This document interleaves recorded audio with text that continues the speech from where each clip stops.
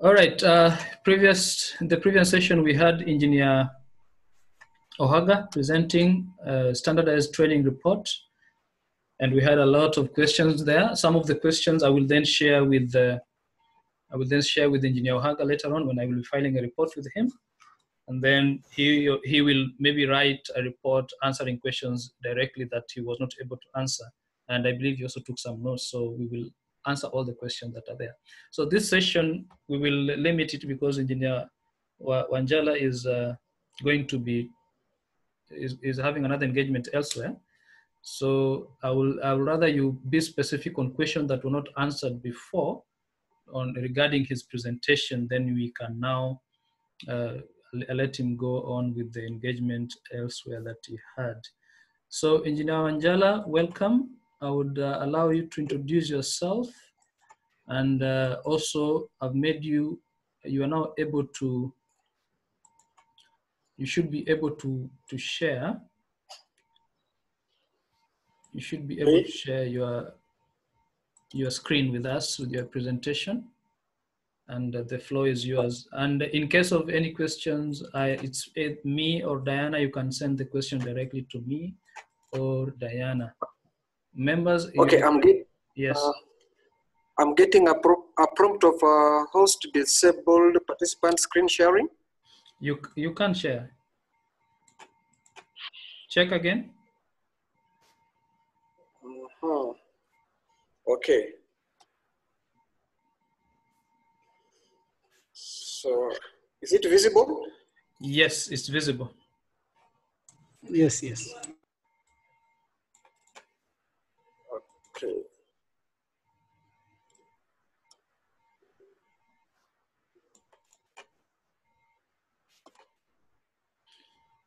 Maybe you can. It's okay there? Yeah, it's fantastic. Okay. My name's Engineer Eric Wekesa Wanjala. I work with Kenya Power on the diversification side of the business. Under the Kenya Power International Division, we do diversification to telecommunication business for purposes of growing alternative revenues. Okay, I appreciate this initiative, and I really thank the members for organizing the same. Just to note that it's been long coming, but I really appreciate that the use of technology, which happens to be telecommunication, is already here at play. Now, in the interest of time, I'll go straight to the presentation where I've been asked to present on the salient areas for telecommunications registration. And I will not go to the details of the basics of telecommunication. I know it is information that the members can get from the net, from the Wikipedia platforms. As first described here, what is engineering, which is basically an art, a discipline, and a profession of acquiring and applying technical knowledge. And what is telecommunication engineering? That's far communications. In this space, it's a discipline. We are looking at a discipline that embraces electrical and computer engineering to seek, to support, and enhance telecommunication systems. There are a variety of them, and I know the audience is eager to see probably how can then an engineer in the space of telecommunications probably get a ground or a framework for which they can register. So to start off with, I'll go straight to the main frames of telecommunication as it is right now, starting with the applications of the technology. And you'll find that I have started from the service area towards the infrastructure or to the technology itself. And you'll find that the most predominant, of which we are also beneficiaries as at now, the services we are having are like the broadband communications. We are having applications of telecommunications in telemedicine. We are having it in aviation. We have it in military communications. We have it in every aspect of our life today in business. We have it in mobile commerce. We have it in m-commerce. We have it in the space of space engineering. We have it also applied in Medicare. And you'll find that as these technologies are evolving, so are services. And the next frontier, which probably for mentioning purposes, I'll say the upcoming Internet of Things, the use of artificial intelligence, and these other transformations surrounding the big data and the smart ecosystems are the next frontier for which telecommunications is going to be playing a very big role. So for the telecommunication engineers, there is much more than meets the eye, and there is much more of opportunities even for registration as per the objective of this session. So for the communications that are within our space of interaction, for the wireless communications, we have microwave communications, we have mobile communications, which is 5G, the 4G, the traditions of the same, and all the way from the, say, the former or the inferior ones, which are the GPRS and the rest. Then we have the satellite communications. All of these are on the wireless platform. We have the WiMAX, we have the Wi-Fi's, the long-term evolution networks, and all those transformations. And then we got the new upcoming player, the game changer, the fiber optics, which is having also its traditional subsets, like the fiber to the home, where we have now other subsets under the X, which are the fiber to the cabinet, fiber to the tower, fiber to the building, fiber to the, say, fiber in the current transformations where we are still having new areas upcoming under the tradition of the suffix of X. And most of the technologies you'll find that are being embraced under that space for those who have gotten an opportunity to deal with. We have like the gigabit passive optical networks, which is generally a subset of the passive optical networks, but it's just an advancement where now you can do more capacity, that is the gigabit rates, and the many other technologies under that subset.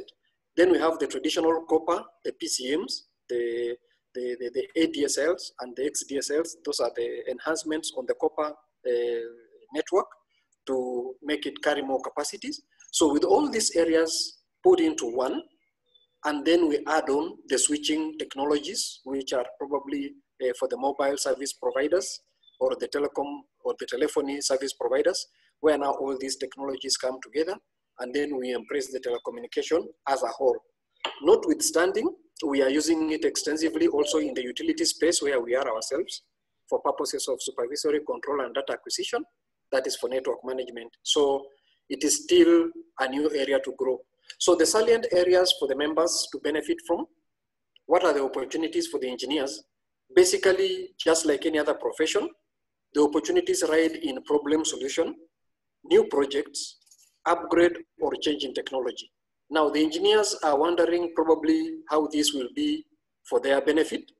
And you will find that in problem solution, all the engineers who are handling operation and maintenance issues, those who are dealing with selection of new technologies, or those who are dealing with new customer requests, things that are outside from the space, from their space of encounter.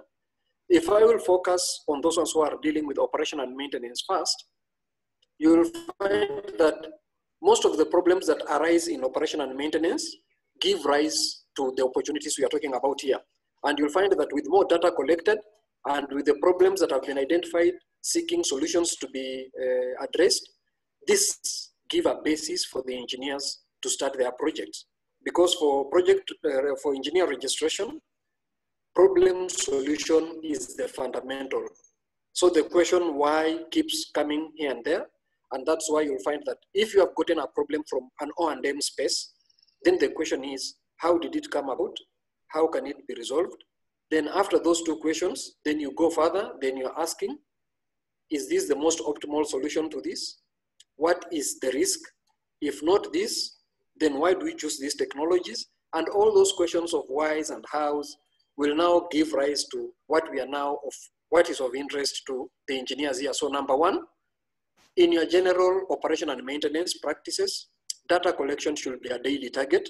Be interested in collection of data because it will form the basis upon which facts will be generated to make a decision. So data collection and analysis, that is presentation on graphs and the visual aids that make data more presentable and acceptable, need to start making part and parcel of the engineer's day-to-day life. Report writing actually is one of the most fundamental, like those weekly reports, monthly reports, annual reports. those who are involved in O&M activities need to start making sure that these reports are taken so seriously. They are approved, authenticated, they are validated where necessary, signed where necessary, and in the whole space of it, they need to look at this information with a view of establishing what are the problems. Then after the problems have been identified, then what can be the technical solutions to this?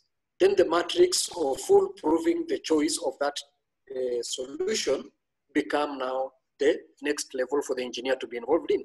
So by the time you look at a problem, even if it's from the O&M space and you propose solutions, like for example, if it is requiring a microwave technology, then the question will be first, is it microwave only that is a technology here? If the answer is yes, then why? I mean, why microwave alone? Now, you'll have to justify that by looking at the other solutions and disqualifying them based on the case as it is. So it must make the practical fact that yes, this was the most optimal technology for this. It makes the economic sound, because remember, as engineer Ohaga had mentioned earlier, there has to be a financial aspect to this as well. So make sure the solutions are within what the budget accepts. They are within what you could say optimal reality of the businesses, its justification is concerned. Then now approvals for the implementation are done. The other opportunity which is salient area here is the new project area. As companies grow, as businesses grow, engineers will find that they are from time to time involved in telecommunication areas of new projects, where now you find that you have to probably come up with a new project because our technology has changed. Like you are going from 4G to 5G. Those who are already handling them are aware of this.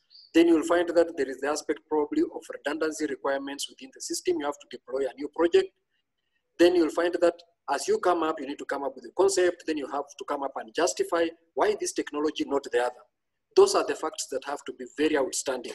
They must be very clear, but further, you must know that the scope for an engineer at this level should be one that you can have your inputs directly relating to what is informing the decision making.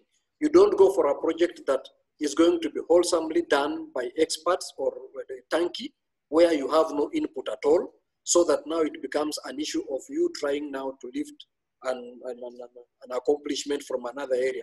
So as you come up with a project, or as you propose a new project, the basis has to be what is coming from you. Then once it is approved and justified, you have to make a proposal or a proposed solution. If it is adopted, well and good. If it's not adopted, then you also need to have a documentary of why it was not, because it's also part and parcel of learning.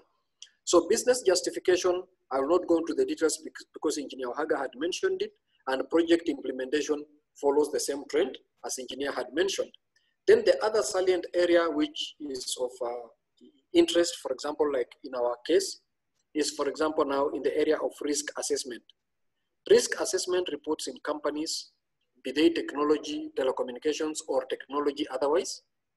Risk assessment reports carry a lot of opportunities for engineers to get the insight and to get the basis for them starting problem solutions provision or new project ideas. So it is an encouragement to our engineers that as you are working out there, try to make sure that you are also in close engagement on projects.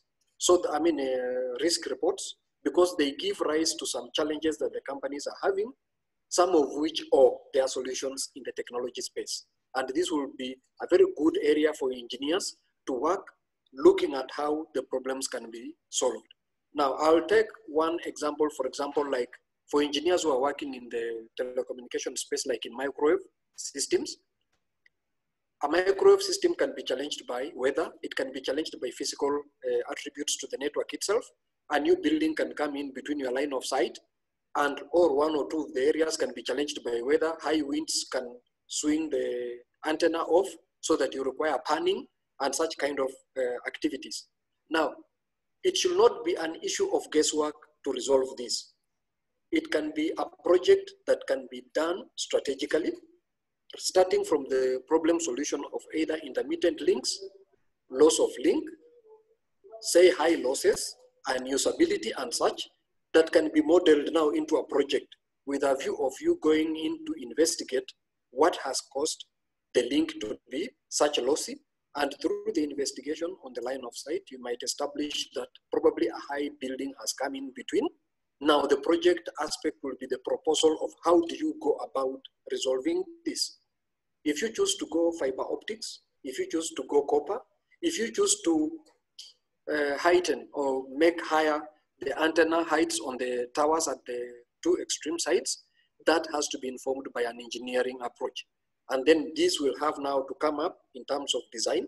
You'll have to show the Fresnel zone, how the new path is going to be independent of these other interferences, path clearance factors, link budgets have to be done well. And then you'll find that once you've done it all and you present it and it's adoptable, probably with a minimal cost, the antennas can be moved up, frequencies can be changed, but with justification, then you go to your way out. The other one is probably fiber optics. You need to change one technology to another, and it is, for example, in favor of fiber. Then you'll find that most of the time, fiber optics has had an overarching advantage when it comes to high capacity. That is the bandwidth requirement. So if you are trying to use fiber as a justification to replace another technology, and the bandwidth is so inferior in terms of capacity, it's too low. Sometimes there has to be the aspect of people asking, does it really meet it? Or there could be an otherwise. So there are those projects that will owe their solutions to copper technologies. There are those solutions that will owe their solutions to microwave wireless networks. There are those solutions that will owe their solutions to the fiber optics. So depending on the case by case. So engineers are hereby encouraged to work with focus on finites. These small informations that will be passing through your desks or passing other people's desks in the form of reports, in the form of collected data, in the form of meeting minutes or performance review meeting minutes, they should start striking your nerves, because therein lies the source of your salient area for your projects or for your project. To conclude, for those who are working in areas where the projects are so huge and there is no way you can get a frame of it and come up with an engineering concept, as the engineer had mentioned earlier, the institution and the board have an arrangement where they can also link these people to places where projects that can make that sound aspect come out are arranged. So that you can always be attached to an institution or to a company or to a place or to an engineer or establishment where you can also get an exposure and a supervision to do it, so that you are not going to waste most of your time waiting to get something you can model, only to find that the operating environment where you work actually is in favor of the big or of the huge aspects. So this one is a simple design of a fiber optic network where you just have a power budget. And as engineers, you'll find that some of the solutions might be coming in. If the fiber cable is cut and the whole length is damaged, when you come to replace with a new cable length, as an engineer, you must have already designed the new budget, because you can replace that cable and your link will never work again. So if you just do it by way of saying how many meters are cut, let's go replace with these meters, are you aware what the sensitivity of the receiver equipment is, what the original link loss was, what the transmit capabilities of your systems are? So it's an enlightenment to the engineers that this is a very key success story for them, more so those who are working on the fiber optic networks, that it is generating a lot of opportunities for them to start projects to register, so that now with their O&M aspects and their new project areas, these opportunities that are coming up for them should not just pass by, because redesigning, upgrading, and or change of infrastructure, all of them are giving rise to projects that our engineers can start appreciating and molding. With this short presentation, I thank you for listening, and probably I can address one or two questions, and the rest I think I'll have to refer to the database that will have been collected thereafter. Thank you very much. And this is my contact.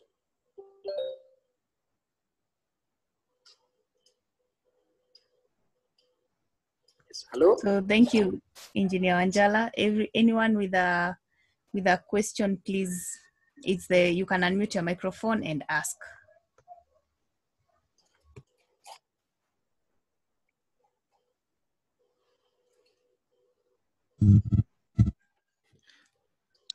Yes, Oteri.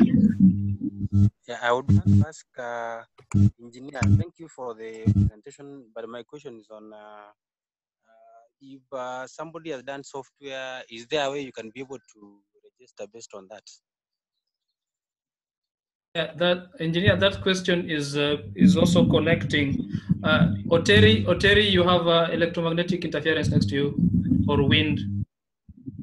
Or it's wind. Okay, mute your mic a bit. Okay. All right, engineer. That okay. So I can address that one. Engineer, that question I wanted to put it also in this way. There's a question that was asked earlier by another participant regarding projects under computer science, ICT, and I think software engineering, because we have people who might have probably gone through, because so far we know that Engineers Board of Kenya does not recognize software engineering and computer science and some things like that. But we have people who have graduated from, say, Nairobi University, created programs, and they have gone ahead not to practice the traditional engineering. They have gone outside and in software, IT, ICT, and other areas. So what is your say on this, and plus Oteri's question? Okay, my response to this will be twofold. Number one, sometimes you are caught with the reality of the moment, that probably the framework that is in place has to be fulfilled for someone to make a next step. Now, if I go by that one, the advice to the engineers who are in this field is that as far as a project can fulfill the requirements of which the board or the institution is seeking, that is good enough for the respective engineer to engage on. I know the grounds or the veracities of the grounds might be different from one project to another, and it will be advisable also for the respective engineers who are actually in these specific areas to actually take the next step of engaging with the institution or with the board. There are those engineers to guide. Probably some of them may not warrant being dropped out, but some of them may warrant depending on the justification aspect of the respective projects. However, that does not mean that there is no room for this to be adopted. Some of the engineering or the software, the ICT projects are actually within the space that can fulfill the requirements of the board. Now, it depends on probably what is the level of intervention. You'll see mostly projects are looked at the aspect of problem solution and the design aspect. So you find that if the solution that is being provided may not necessarily bring out the design aspect, it starts creating that challenge. Or probably if it is owing itself to some other algorithms or arithmetics or some computations that were done elsewhere, which are traditional, and the person handling it cannot have any change whatsoever or any modification whatsoever. You are dealing with what has already been patented. You are just taking it and putting it in your case, and then you apply it. Then there may be challenges when it comes to the aspects of justification. But the engineers are encouraged that those who are in these fields should not sit back and watch, but they come up to the institution and to the board, present the specific cases that they have. Some will get merit, but where there is completely no merit, those engineers will be attached to institutions which are working in this kind of space. Like, for example, if I give an example, the mobile telecommunication companies, they have the applications aspect, the content aspect, and then they have the infrastructure aspect. Now, you'll find that the engineers who are working in these institutions may not get the platform they need in the innovations area of service application, but they can be attached to a department or a division in the infrastructure or in the O&M space, and from that, they will get a project upon which they can actually use to register. We've had a presentation in Safaricom, and some of the areas that came out strongly are that these dependencies, like you'll find one application or the network that starts with a mobile phone to the BTS transceiver, to the mobile switching center, to the core switching, all the way to the applications and the authentications, most of them are normally interfacing with each other. Now, in the space of practice, an engineer who is handling service can easily be attached to the other section, and they will still fulfill the requirements. So it is advisable that engineers who are working in these areas do not sit back, but they come forth and their issues can actually be addressed. But those who are in these places where they can be moved and they can be attached to other departments, they actually also go and raise up those ideas. Then they are looked at objectively so that they can be advised on the next steps for their registration. Oh, that is very insightful. Thank you for sharing. So Thomas Suma here is asking, what of AI projects, coding and design of algorithms? To appreciate reality as it is right now, artificial intelligence and coding and all that, they are mainly feeding into already existing systems. However, as now the technology is coming in and all the infrastructure, right from data collection to the analysis, all the way to the output are being realized, soon engineers who are in this area will actually start benefiting from the engineering realities. Because as at now, most of the environments, you'll find that they might have the data collection space or they may have the analytic space, but they are getting data from somewhere else. So you might not have what you can say an end-to-end view of the model to allow them to be in a better position to run with the justification. Because you see now in the AI, you are picking information, collecting information, then you run it through the programs which have already been developed, and then the outputs are informing the actions or the decisions. Now, when that happens, sometimes you find that there is an element of over-reliance. But as an engineer at this level, they are just trying to test your problem solution skills. Can you be in a position as an engineer to identify a problem in a society, in an environment, and propose a solution that will finally work? That is the major objective of the registration at this level. And that's why you find that most of the, most of the compensation or most of the focus is on you, the capabilities to build up skills for you so that now you can be starting off at your level, identify, propose, get the solutions. Then you advance now to those other already integrated systems. So for the engineers who are already working in those areas, my advice will be that for the benefit of time or in the interest of time, because it is already their area, they are going to progress with it. They can in the meantime get in contact with the institution or with the board for purposes of being attached, where possible, in areas which are similar to what they are doing, but they can appreciate physical interaction and or problem solutions. They can also look at and try to propose solutions to work around them as an engineer, just for purposes of fulfilling the requirements of the registration for now. Okay, thank you for your insightful answers, Engineer Wanjala. So anybody else with a question? I know Engineer had limited us to 2 questions. Yeah, I just have one question, and then we can allow him to go for his commitments elsewhere. Kenya is one of the most developed country in Africa. We can say that because that is what is the statistics and economics standards are putting us there. We are a bit developed than other countries, and we have education system has gone further. We are now even people are going ahead and studying this new engineering aspects online. Now, I know you sit in the panel at IEK, right? Electrical Electronics panel. Not just yet, but I've been an active participant. Yes. Now, what is your opinion on how maybe you can present a document to help the engineer to be presented to the board so that they can consider the new upcoming disciplines, especially in light current, because light current is now moving a bit far.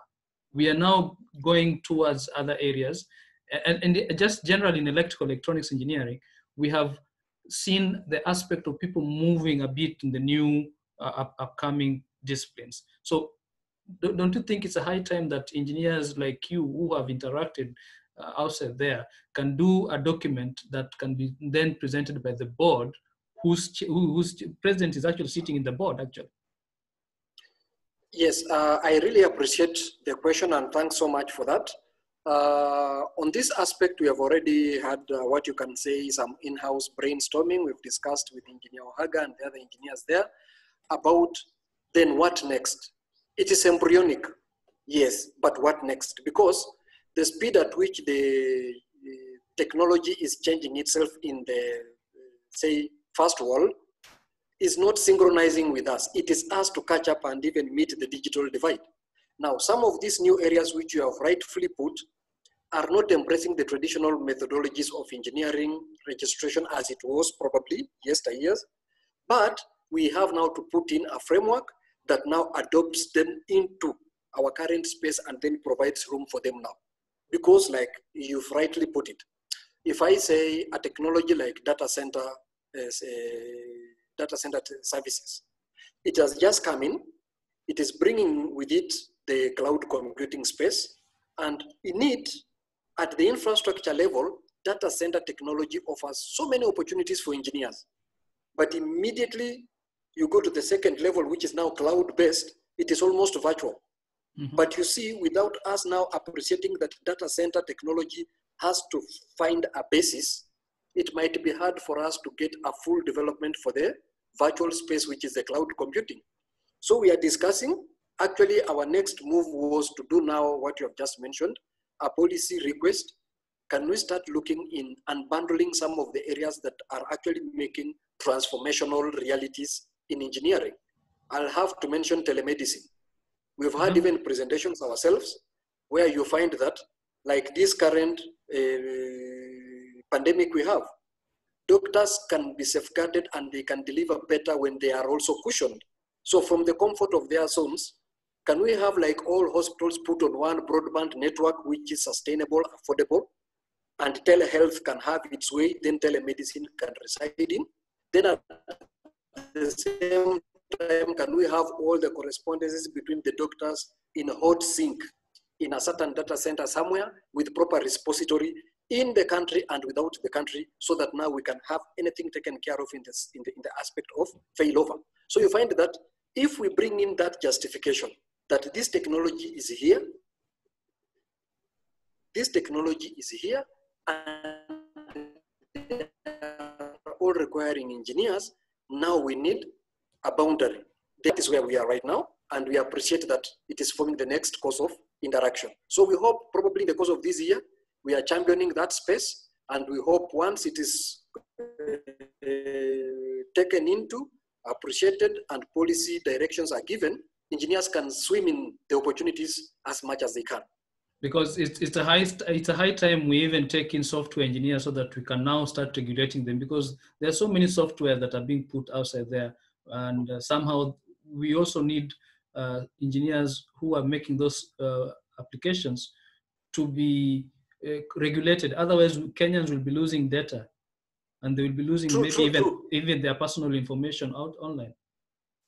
Software engineering is a reality of the moment, and it is driving the next fundamental, space for now what we are referring to here. Because if you look at all these systems like robotics, when you play into their game and artificial intelligence, which in some countries is right now being used, even in nanomedicare.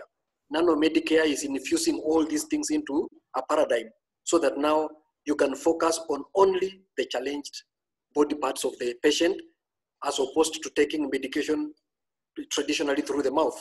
So when you look at all these transformations, you find that we have first to appreciate and bring them to one common platform. And we say, now, where do we begin? It is telecommunications, yes. It's ICT, yes. Now, that is where we are. Yeah. Now, we will really appreciate that even after this meeting, as we go forth, as engineers, you are registering in your numbers, because remember also numbers matter. When we have a number of these engineers also in these areas being professionally registered and recognized by law to practice, we are going to have this like a yesterday issue, not a tomorrow's issue. But what you have said is very fundamental. It is a reality that should not miss a moment in our present. All right, thank you so much, engineer, and I really appreciate it. And I know when we have another time, you can still maybe come share with the members, document a sample of some of your best mentees' reports, and so that they can also engage, because we know many people might not be able to write good reports. You can share with them the do's and the don'ts therein. Otherwise, I appreciate you, Diana, and I really appreciate you taking your time to appear on our webinar today. And we hope that we wish you well and keep safe. Thank you so much. And the questions can be forwarded to me through Engineer Ohaga or the other members or yourself. All right. I'll appreciate it. Thank you, Engineer. Have a good day. Thank you, sir. Members, it is high time that we record this, and I will put it on YouTube. And now we will end this session, and then we take a 5 minutes break, and then Engineer Kahoro Wachira will join us. Engineer. Yes. Engineer, I will be there. I will be in the next session. I request if you could, when you're changing hosts, the person to manipulate, please use the KPL 14631. That will be where I'll be presenting from. KPL 14631. 14631. All right. And yes. Engineer Andrew Masila, I really appreciate your patience. You bear with us. We had a hiccup in the first session with Engineer Ohaga, so bear with us a bit. So kindly join after 5 minutes. We will have Engineer Kahoro Wachira. All right.